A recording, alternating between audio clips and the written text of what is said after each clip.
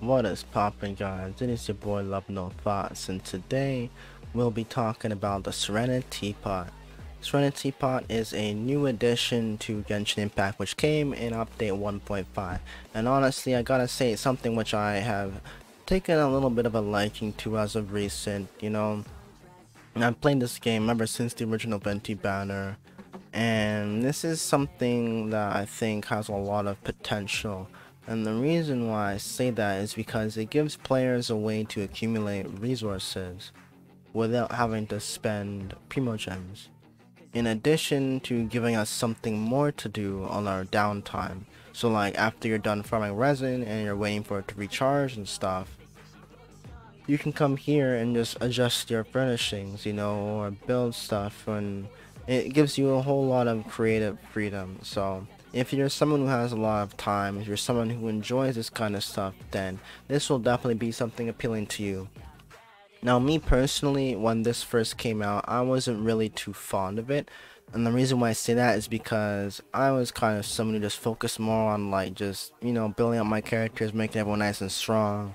And then when my resin's out, it's like, alright, if you don't need to farm any sort of raw materials, I'm just gonna hop off the gate, you know? But now when this came, it's kind of like, alright, I at least have something more to do when the resin farming is over. So with that logic, I kind of started slowly working my way into using this system, because at first it was a lot to grasp and it seemed like a lot of work. And it kind of is a lot of work to get your stuff started out. So what I'm going to do is kind of just go over my experiences and my thoughts and share with you guys tips and techniques into how to improve your efficiency, and maybe show you guys some things that you don't make, some mistakes that I might have made, and that you can just kind of prepare yourself to have the best, I guess, future for your teapot endeavors. So without further ado, let's go ahead and begin. So first things first, I am using the beach theme. I'm just gonna go ahead and start off with our boy Tubby over here, because he's gonna go ahead and show us all the most important stuff. Let me just go ahead and turn down the tracks a little bit, because I feel like it's a little bit loud to me. Okay, so essentially over here you have a trust rank, right? So like with your trust rank, it just allows you to get, why does it sound so loud? I don't know, maybe it's just me. It feels like the music's kind of down loud, but it doesn't matter too much. Let's go ahead and turn it down a little bit. So, your trust rank essentially is what you gain when you create new furnishings. Using blueprints, alright? So how you get blueprints is you either level up your trust rank or you buy them from this guy, from the Realm Depot, using this currency. And this currency regenerates at an hourly rate based on your adeptal energy. Alright, you gain more adeptal energy by having a higher quality, a higher quality or a higher quantity of items in your realm. Now, I'm pretty sure it's mostly quality over quantity. It doesn't really matter too much. It really just depends on the raw level of the total of everything that you have. And I'll go ahead and explain it to you real quick. Essentially, it doesn't matter what the star is of the furnishing, because they all scale in with each other. This, like for example, a 2-star takes 12 hours to make. A 3-star takes 14 hours to make. A 4-star takes 16 hours to make. So as you can see, the difference between star is an additional 2 hours. Now the difference between adeptal energy that you get is also the same in between the two. So in terms of mathematics, you gain the most from making these, right? Because for that extra 2 hours that you're gaining, even though the amount of increase remains the same between the star, you're still making the most per the time that you spend by making this at the end of the day. And that only comes down to whether or not you're using your speed up bows. So at that point, it comes down to what your goal is. Is your goal to maximize adeptal energy, or is your goal just to decorate and increase trust rank? So one thing that I've seen people doing is making these things called Bitcoin mining rigs. You know what I'm saying? Like where you would make a whole bunch of these folding screens and then stack them like really, really close together in a room. And that essentially allows you to generate a lot of energy, because you're creating 4-star furnishing, which give you the highest amount of energy, but these also require very small surface area, very small square footage in order for you to actually place them down. So they're really space efficient.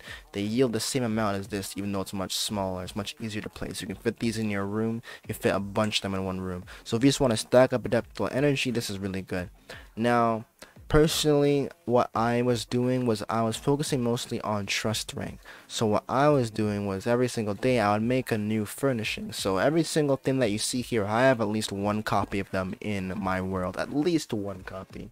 And the reason why I did that is because every single time you make a new item, you gain trust rank. And with trust rank, you gain the ability to purchase more things from the shop. So if you go over to the Realm Depot, as you can see, you're able to buy things like Heroes Whips, Mystic Enhancement Ore, Sanctifying Essence, Sanctifying Unction, and Transient Resin.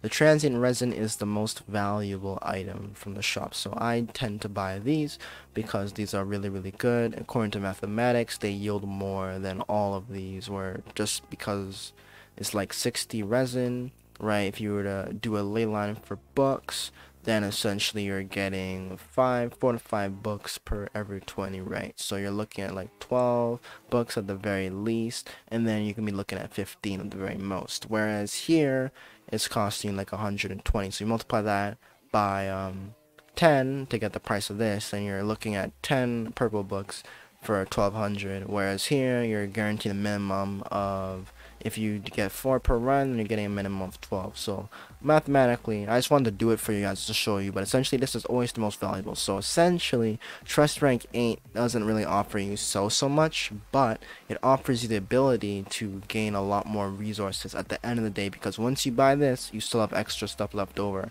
So if your adaptable energy is just that much higher, you're able to buy more than just a transient resin if you decide to start buying these. And now look at this, your adaptable energy accumulation rate cannot go over 30 an hour. As you can see here, the maximum is 20. I'm just say 20, not 30. Yeah, 30 an hour. The maximum is 20k. I mean, so like I'm hitting that soon. So once I hit that, there's no point in me bringing it over than that, right? So at that point, I can choose then to start dedicating, just simply towards buying these, right? However, without the trust rank 8, pretty much anything that I make over the 1200 can only go towards blueprints and furnishings, right?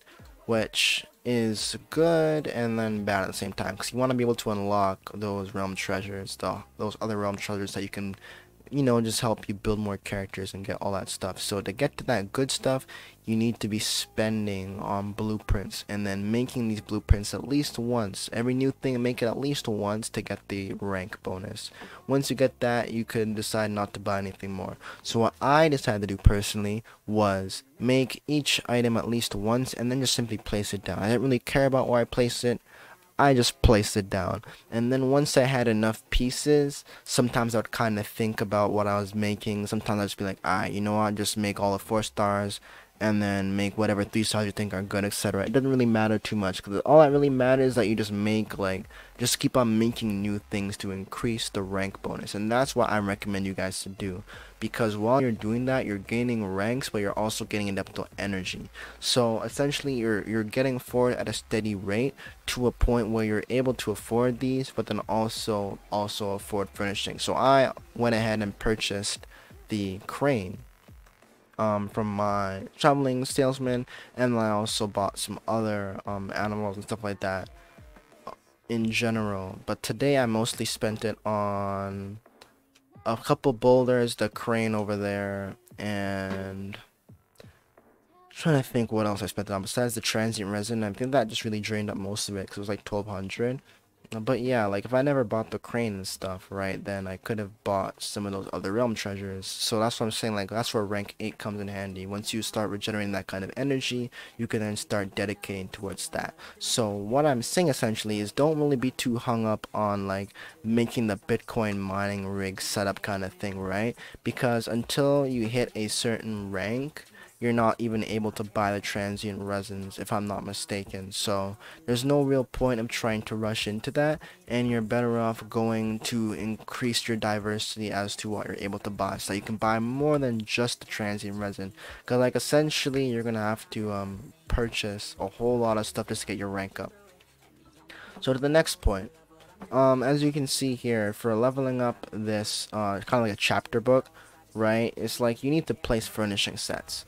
So one thing that I realized is that essentially when you hit trust rank 7, I believe, let me just double check this, you get a new building, you get a new house, right?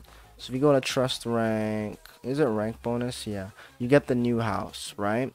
Rank 6 you don't get it, rank 7 you get it. So this is the mansion, alright? This one is an upgraded version of this house. Now when you go into the editor to place it down, it will tell you that you can't have 2 of these main buildings active in any part in your entire realm. So essentially it's gonna remove everything that you have in here and launch it right back to your inventory, and then you have to place this down. I'm like, choto mate, I'm not ready to freaking put everything back down after I went ahead and planned everything, right? So I went ahead and said, alright, let me make this work for me. And here's the big brain play. So you see how you have to make these furnishing sets, right? Place 10 different furnishing sets. Well, essentially that's extremely tedious in the sense that you have all these pieces that you've been making throughout the different ranks, and you might have what's required to place these sets down, but they're scattered all throughout the house. Well, with this, essentially it allows you to toss all your items back into your inventory without you having to manually select them. So from there you can just go ahead and place down the new house and then place down sets.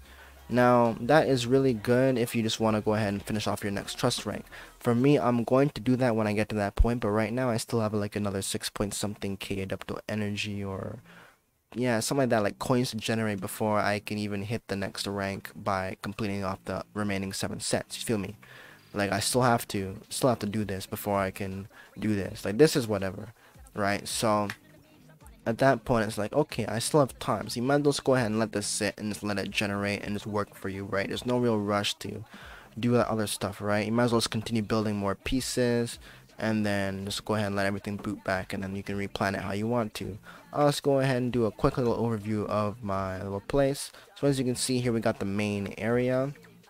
We got a nice open concept living space kitchen over here. You got a seating area so you can entertain guests, while you also have the main dining area over here. You got 2 stoves, a nice little seating area in here as well, so that you can go ahead and have a nice little chat if you need to.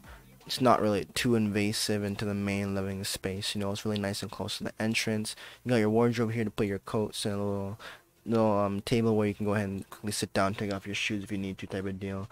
I'm gonna go ahead and kind of lower it up for you guys a little bit, but I won't go too in depth with it. But you just got like another little room over here, and as you can see, I'm not really using sets. Like I think one of my rooms has a set because that room originally was of course empty, and I just had to place a set down for the sake of completing the rank. So I went ahead and did it, which is this set right over here. This is the tea time set if I'm not mistaken. So I just went ahead and tossed in some other shelves in there and just called it. Upstairs, same deal. Went ahead and tossed in some random pieces. Toss a little desk in the corner with painting up there. Kind of make it look like a study, but it's nothing too serious. It's really just extra pieces, right? So I'm gonna go ahead and exit out over here. The goal isn't really to flex or anything like that, right? It's nothing to do like that. I'm not trying to do anything like that. I'm really just trying to show you guys that like you're able to build these kind of things with very, very minimal investment, because I didn't spend much time on this. Literally all I did is every single day, right, is that you just simply see what new blueprints that you haven't already made. You just simply grab them and you buy the adepto speed up vials and you make them. That's really it. From there, you don't even have to care about where you place them, and that's what I did. I didn't even care about where I placed them. I literally just made it and put it down and then left the teapot. It wasn't until like today that I started like editing the beachfront, because the first area I edited like pretty soon. Then the beach area that I unlocked afterwards, I'm like, yo, I don't have too many furnishings. I can't really decorate it up how I want to decorate it, right? So let me just continue making more pieces, stacking it up type of deal. And then once I have enough pieces to actually go ahead and upgrade it, then let's go ahead and, you know, really furnish it up. So let's go on ahead and head down to the beachy area for you guys, so you guys can go ahead and get an idea of what I'm talking about. Not actually sure. I'll go ahead and show this off first. Quote unquote, show this off. Not really. It's just really just a regular little village. I'm pretty sure that a lot of people have a similar layout to this because it kind of makes the most sense, especially in the beginning where you get a couple of houses available to you. You just kind of want to just ring it off. I don't think everyone looks like this, but I just pretty much just had like a little circular setup with the housing and had some trees in between to add a little bit of color and a little bit of filler in between things. Have a little bit more filler around the house over there, and that's that.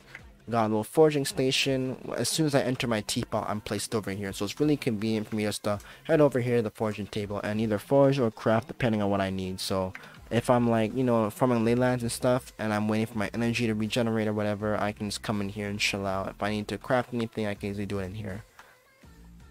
You know, but let's go ahead and head down to the beachfront now. So I have two entrances here. How I run it kind of in terms of lore is that up there is like my section where I be living, right? And then down here I kind of have it managed by like a little like a chief kind of deal. I have two chiefs, right? One for each island. So the chief for this area will be managing this village over here because I can't really be overlooking everything while I'm up there in my little mansion kind of deal, right? Like if something's going on over here, I need someone to be watching over that, right? We got a market over here. We got a nice little seating area so that, you know, you can entertain. You can just, oh, why am I not sitting? Lovely. Anyways, it doesn't matter. I know it works. It's just probably my internet right now. And so, not internet. We got a nice little market over here, right?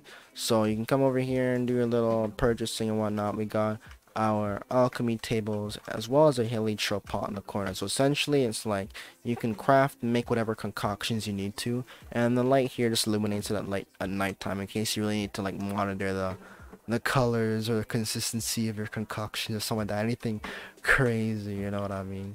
We got a nice little forging table over here as well, set up right across from your alchemy, so it's all nice in this little area here. We got a little heliotrope hut as well.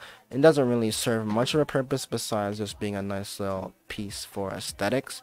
And then we got two little shops right over there, another fruit stand next to the chief's area, and then we got another little main section. Got some nice little filler with a hut over there, another seating area. Let's see if we can sit down this time. Oh yeah, it works this time. Nice.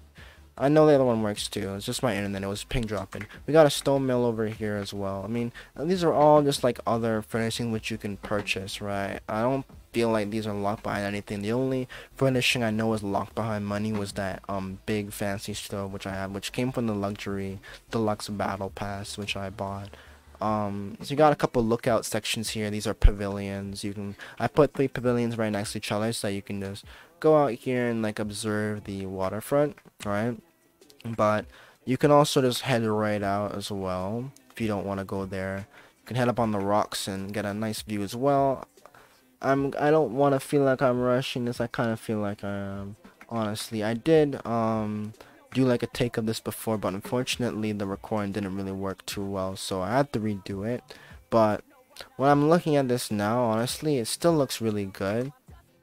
The other one did take me like an hour to do though, so we'll see how this one goes. In terms of the scarecrow here, I just added it here as a focal point, honestly, because it didn't really seem like it fit anywhere, given how scarecrows are used to like scare pests away from your crops and stuff. There's no crops on the beach, and I'm not really growing anything up by me, let alone on the other islands. I'm like, let me just make it a focal point here, right around these rocks that are in a circular kind of pattern. Continuing on, we just have like another hut here, another house, little lamp, and then this kind of brings you out to main beach area. We got main beach area over here, right? Really nice. I'm thinking of doing something more to it. Like the main plan was just to add a house over here and just kind of block off this section here and just kind of seclude it, so you kind of have like private beach exclusive to the village, and then you have like more recreational area with a shooting range and stuff. I'll go ahead and showcase the shooting range for you guys so you can kind of see what I'm talking about. In terms of like tips and stuff, To make your builds look more clean, what you can do is you can stack them a little bit closer. So like with these boulders, you get these really unrefined lines like this right here. As you can see, that little crevice, even though it still fits theoretically and it gives you the same amount of points in terms of adeptal energy, you get the same amount of points, but it looks tacky, you know. So what you can do is you can just really make them look nice and seamless, so you have a nice clean line, really nice clean line. It kind of reminds you like something you'd see in Super Mario, you know, type of deal. But it's not really like the end of the world if you know, if you have a dragon and stuff. It's whatever. It's not meant to be perfect. It's just more so it looks cleaner that way. But this is the shooting range. I put 2 of these armory stations right next to each other, and then I went ahead and put down the targets. I'm gonna put a couple more on the side. I'm not putting them this way. You don't want to be aiming towards them. You want to be aiming more over here. So that's gonna be like recreational side. We're gonna put a house to kind of segregate it a little bit. So you have like recreation over here and here, and then more like private, relaxed beach over there, right? So that's this. In terms of my recommendations for this, I think that the palm trees really tie in nicely with this theme. So if you guys are using the beach theme, I highly recommend going to the Tubby shop, Realm Depot, and buying these. These are really good for this. It ties in extremely nicely with this theme. And honestly, when it comes to placing down houses, it's really nice to keep things somewhat themed, you know. You don't want to just have like a random ass house with nothing. It's kind of better to keep them together like a residential area, and then you kind of like a dedicated recreation area. That's what I think, at least. Obviously you can do whatever you want, but I feel like kind of like just planning things out with the theme kind of just helps tie things together, you know. So if we head over to the next area, let's run on back. Yeah, run on back.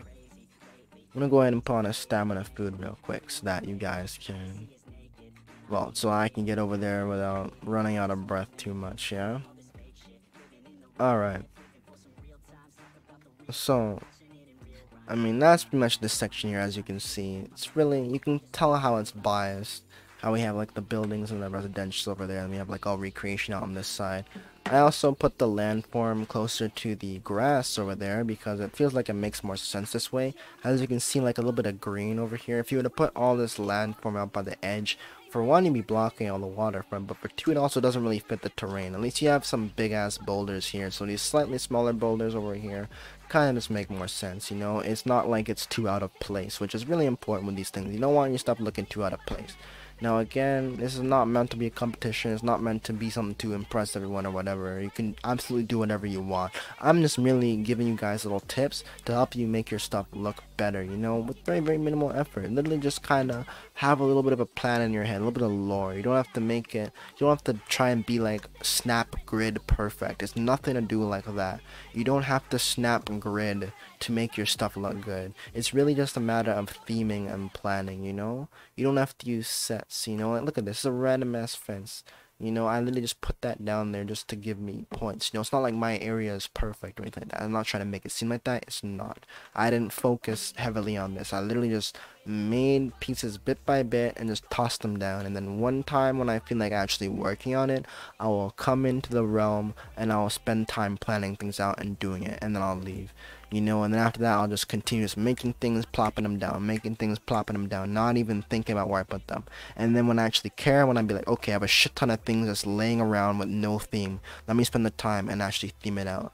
So you can do it like that. And the reason why I say that is because you still gain the same amount of adeptal energy, whether or not it's pretty or perfectly placed or not. So at that point, just focus on making things and make new things. Don't just make the same thing over and over again, because when you do that, you don't gain ranks. You just simply gain adeptal energy, and you will always gain adeptal energy no matter what you make, and no matter what star it is, you always get the same thing. So like one blue 3-star will give you the same as making another blue 3-star. So why make the same blue 3-star same over and over again? Same thing with the Bitcoin mining rig. It's like, why make the same paper thing over and over again if you can just make another purple or another 4-star furnishing that give you the same amount of energy? It might take up a little bit more space in terms of square footage, but it still gives you the same amount, and it probably costs the same in terms of adeptal valve speed ups, right? So at least that way you're getting the same amount of energy, but you're also getting speed ups. I mean, you're also getting what's it called, rank. That's what I'm calling it, rank bonuses. Now the thing is that when you're doing it the Bitcoin mining way, now once you run out of the 4-star items, you're gonna be making 3-star items. So if you're using speed up valves on 3-star items, then you're losing out on adaptable energy in comparison to making the 4-star. The trade-off to that is that you're getting ranks, and like I was showing you, when you get higher ranks, you unlock those more things, right? So like what if I was now already at my 30 an hour rank instead of 28 an hour? Well, guess what? I can now buy more, but I can't buy more because my rank is still not high enough. In fact, my rank would be even lower than it currently is because I would have been getting less ranks up until this point. So it's kind of a trap in a sense that if you rush to get adaptable energy, it doesn't necessarily mean that you're able to clear out the shop any easier because you still have to unlock them via rank, right? So it's really good to progress at a steady rate and not really try and rush anything, you know. Don't really be a kind of bandwagoner who just follows what everyone else does. Think for yourself, you know, do what is objectively correct, you know. Like literally just do you, man. Like if you really just want to focus on adaptable energy, that's cool and all, but you're going to get stuck at one point, you know, and you're gonna have to create new furnishings that you could have been creating this whole time, you know, just to get the ranks which you weren't getting beforehand. You know, not to say that it's like you're missing out a whole lot, but essentially it's just preventing you from getting stuck, preventing you from limiting yourself in the first place.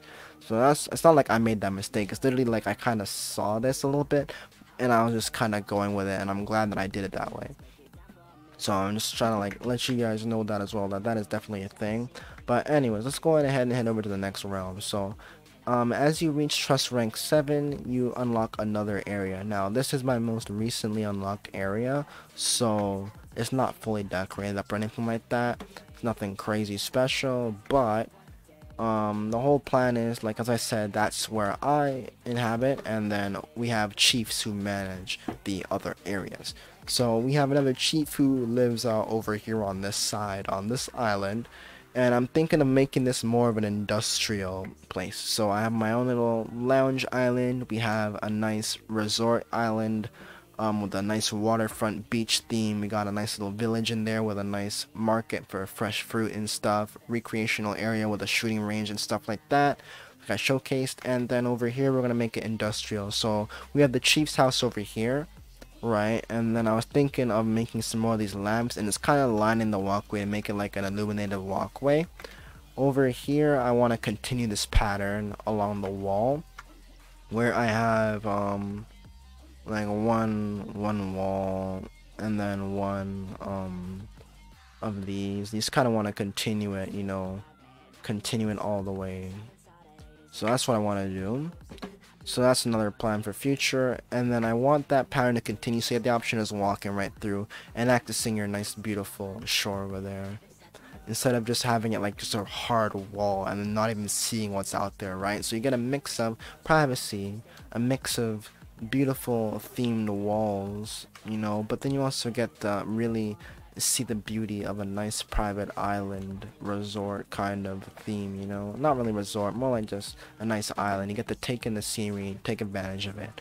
I was thinking of adding in some more another forging station, and make this more like an industrial area, so that the workers would just be here and then they can just have their lodging there. If they want to have a nice little load off, they can, you know, they can chill by the tree, have a nice little seat, or they can go up here and just enjoy the beautiful views in the pavilion. A nice rooftop right over here, a nice rooftop.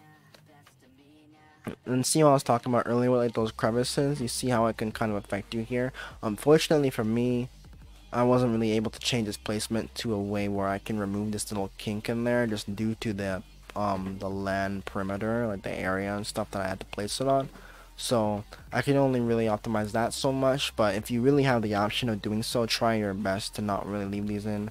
Personally, I feel like as much as they are theoretically okay, like they don't really harm anything, it's just I personally don't really like it. But that's just me. It's just all personal, honestly. If you don't care about it, you don't care about it. So yeah, just lodging. It's really just basic, somewhat basic but themed stuff, right? Like over here, as you can see, I have a gate. I really made this for the trust rank. It doesn't really make too much sense, given how you can just run around the side of it, right? I'd probably just put this somewhere else. right? Just keep getting the points for it. But yeah, like essentially I've just been kind of going with the flow, right? Like I've been making these pieces, but I never actually made it like this until today. Essentially, these are just random pieces just scattered all about, and I just make them day after day after day until eventually I have enough where it's like, okay, now I can put them together, right? So it's just a matter of taking things bit by bit. Don't get overwhelmed by it. And that's what I kind of did at first, you know? That's why I didn't even start doing anything on the teapot until like the end of the first week that 1.5 came out and this was released. People are like, oh, did you check out the homing system or the housing system? I'm like, no, that's a bunch of freaking work. You think I got time to place down stuff and figure out how this works, bro? I'm the kind of guy who literally just goes in there, buys a shit just to do what's required, and then just leaves. Like I would literally just make things, rush things, place it down, not care where it went, and just leave. Because I'm like, oh, I'm getting the points anyways, and that's perfectly fine, you know. But you should still be a little bit strategic with it. Don't just make the same thing over and over again, you know, because even though you can get ranks from that, you can still get ranks from other things.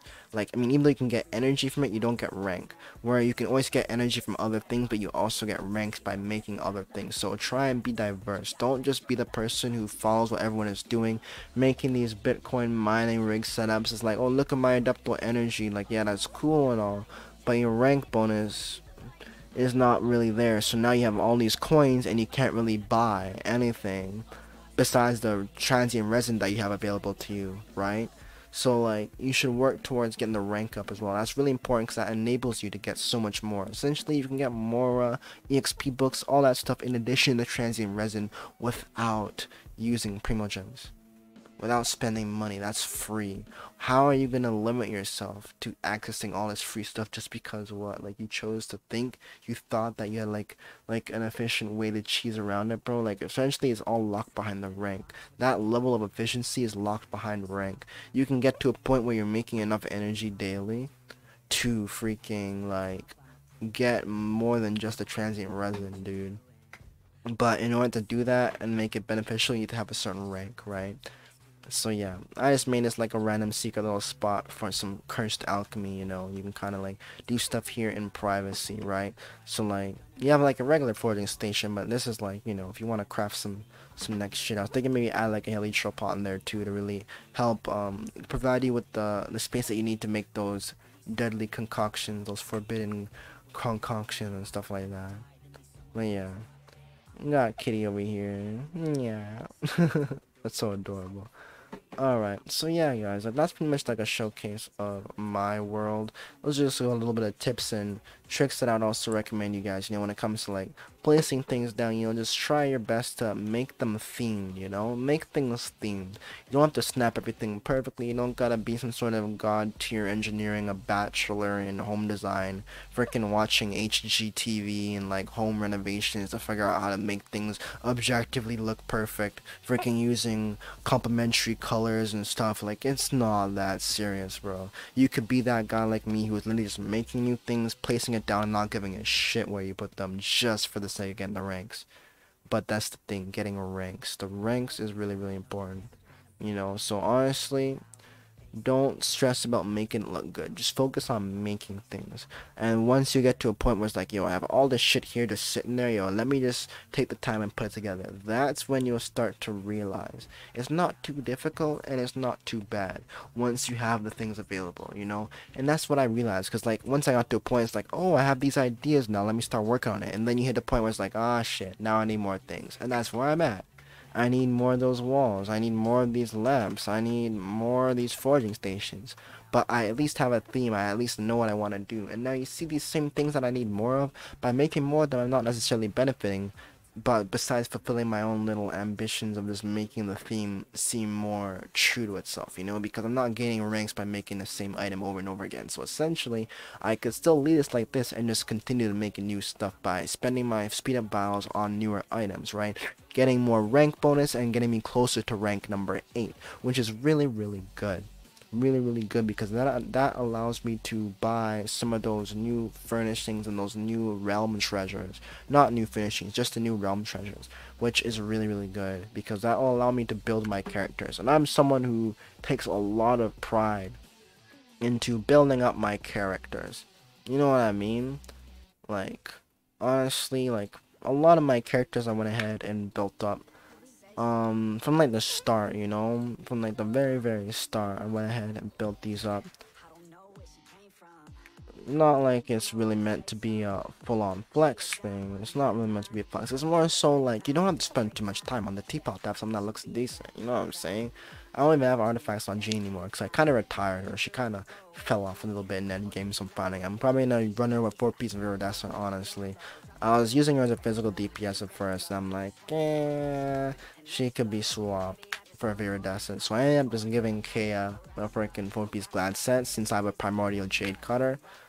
So like that gives him like a shit ton of crit rate, like 70% crit rate. And I also have Constellation 1 on him, so that gives him like an additional 12% crit rate on his what's it called? Additional 12% crit rate on his attacks when the opponent's affected by cryo. So essentially that's without Blizzard Slayer. I have 82% crit rate without Blizzard Slayer, so I can run 4-piece Gladiator. Pair that up with Chong Yin, who infuses sword attackers, sword, claymore, and polearm users with cryo. Now cryo Goblet K is doing decently, though I still prefer using D-Loop with Chong Yin, right? But yeah, like I'm just running Wanderer's Klee here. She's a lot of fun to play around with. A lot of fun. D-Link's just running Crimson Witch. Serpent Spine, but yeah, like essentially all this means is that you have a lot of time, you know. It's not like you have to do anything crazy. Not like it takes so much investment, right? Yanfei I'm not using, honestly. I pulled her like on what's it called? I pulled her on the previous banner. I'm trying to remember who it was. Don't remember. I already forgot. Oh, Zhongli, yeah. Zhongli banner I pulled her, yeah. Think so. But yeah, I didn't even end up building her out. Like I was going to, but then it kind of pissed me off because I have Klee at C2, so it's like, how the fuck are you going to use Yanfei over C2 Klee? Bro, what? How? Explain that, bro. Explain how. I got that back on the original Venti banner, along with C6 Fischl, C6 Xingqiu, and C6 Xinling, the very first banner of the game. So like that really helped me out. It's funny because I was like, oh, Xingqiu's S tier, Xingqiu's S tier. Next thing you know, people start bandwagoning on Xingqiu in like November. I'm like, bro, y'all are just realizing this. I'm like, bro, you do realize he was on the very first banner that was released, right? So if you went on that banner, you would have already had C6 Xingqiu, and you would have already known that from the start of what he does. So I'm just like, LOL. Everyone's just realizing. But anyways, yeah, I ended up playing a Chi-Chi before. No constellations though on her. Got C6 Noel back on Klee banner, and now it's like, oh, C6 Noel is nothing crazy. I remember back then when White Blind was like, oh, White Blind is so good, White Blind is so good. Yeah, honestly, I'd rather just use Serpent Spine on her because I'm running her like DPS, right? So it's like, might as well run Serpent Spine, might as well get my hand on another one. But I don't know if I'll give it to her. I might just give it to D-Luke and just like refine it. You know, it's like if I really cared, I can just give her a better crit rate circlet, you know, because like the current one is not even so good. Xingqiu is just running like energy recharge sands, I believe, with 4-piece noblesse, since I use him alongside Hu Tao a lot of times, and just he's really good noblesse user. I don't use him on the same team as Diona, who also runs noblesse, so as long as you have one noblesse user in the team, then you're good. That's why I don't run him with 2-piece Heart of Depth. Because I use him as a noblesse buffer. He's normally in the team. It's either 1, 2, or 3 of my noblesse users. Bennett's also built out. I used him with Jade Cutter, so it gives him a little bit of flexibility because he gets crit rate, so I can run a crit damage circlet on him, and it also allows me to run an energy recharge sand on him as well. So it just gives me a little bit extra energy recharge, so it's easier for me to use as a burst and stuff. You know, this goes ahead and use a sacrificial. I kind of use her as a battery, also as a shielder, right? So she's also pretty useful. Got a few cons on her. Got a few cons on this one. Wait a minute. Why am I here? Oh yeah, I was talking about just telling you guys like you actually have time to like build your characters up. Like you can build up ample characters with like whatever, you know. You don't have to spend so much time on this teapot thing. You can literally just come in here and like just toss things, bro, and it doesn't really make a huge difference or anything. You know, I didn't even bother min-maxing my Chongyun because it's like I just use him as a sub. You know, like he just comes in, pops down his E, right? Like I'll use him with Skyward Pride though. I only have it on Beto because I don't use him on the same team, right? So it's like whichever one I'm using is who uses the Pride because they both like energy recharge. This guy, I gave him only a sword right now because Bennett is the one who's using my primordial Jade Cutter. If I was ever to use Kea, I would use him with the Jade Cutter when I do use him, because I don't use Bennett and Kea on the same team, so I can switch them out whenever I feel like it. But yeah, like if I were to go ahead and fully artifact him up and stuff like that, then he hits like 200, over 200% crit damage, 70%, over 70% crit rate, and then the C1 also gives him additional crit rate, 15%, not 12. So it's like you have a lot of time to like build up characters, you know. It doesn't really, it's not like spending time on the teapot like limits you or anything like that, you know what I mean? Like it still gives you freedom, still gives you a lot of freedom, which I definitely enjoy, you know. I enjoy it because I feel like it gives you something more to do, you know. You can be there planning what you want to do in your teapot, and then it's like when you're done you can go into the open world and just farm things, and when you're done farming, if you need more resin, you can come back in here and just work on stuff and then regenerate some energy. Of course, once you've exhausted everything in here, like you just need to wait for speed ups and stuff, then you can just go and look for other people to help you out. And that's another thing. There's a school Discord which I'm in called Genshin Impact Unofficial. This is not a paid product placement, it's not a paid advertisement. I'm actually advocating for them. If you guys want to have a really good experience, excuse me, with Genshin Impact, I highly recommend you guys join the Discord server because you can find other people to co-op with. So like if you're just looking to get speed ups on your furnishing crafts, that's the place to go. If you're looking for people to run the event with, that's the place to go. If you're looking for certain items from someone's traveling salesman, if you're looking for a certain cat, a certain dog, a certain item, you can go there and be like, hey, you got this? Or you can just like simply search the messages and find someone with it. It's a really good place. It has thousands of members. I'm also in the official Genshin Impact Discord as well, but that one is full. So even if I were to put the Discord link to that one in the description, I don't know if you guys can get into that one. But Genshin Impact Unofficial has room, so you guys can definitely join that one, and I can assure you it's an amazing community. You have people who can help you with your builds. I'm also extremely experienced with this game. I've been playing it from the very beginning. I have a really in-depth knowledge about building characters and stuff like that as well. So if you guys ever want to consult with me, you're free to hit me up on Discord as well. If I'm not available, you got people in the Discord as well to hit up. You got people who can help you. There's a whole lot of people there. So let me give my Jade Cutter right back to Benny Boy if I didn't do that, cause yeah, more base attack, bigger attack bonus. All right. What else? What else? What else? I mean, honestly, it's really just doing things at your own pace, you know, but not being too hasty at the same time, right?